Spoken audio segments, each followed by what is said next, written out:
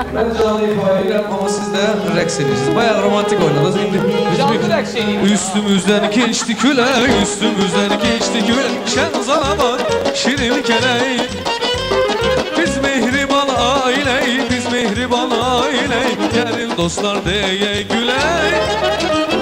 Biz mehriban ailəyik, biz mehriban ailəyik. Gəlin dostlar deyək gülək.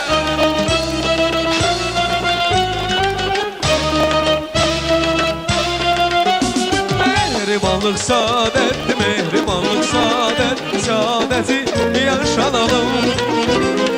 Ömrün şövkü mehabbeti, ömrün şövkü mehabbeti, mehabbeti yaşanalım.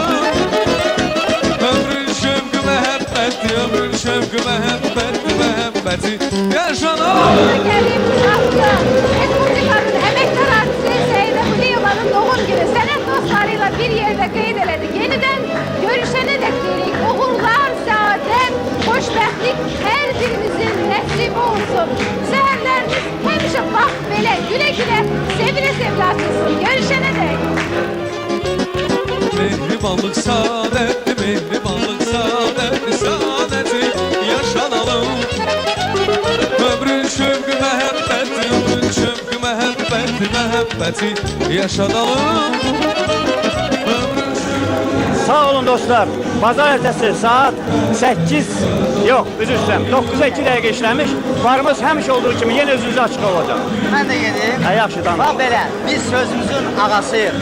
Azərbaycanın görkəmli, adlı sanlı şəxslərinin ad gününü, benefisini Space kanalında biz burada keçiririk. Sağ olun.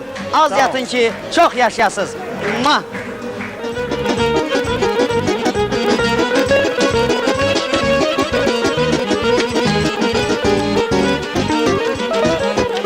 İlk baharım, ilk yazımsan, bəxtimdəki ulduzumsan. İlk baharım, ilk yazımsan, bəxtimdəki ulduzumsan. Benim şirin avazımsan, Seylə xanım ad günü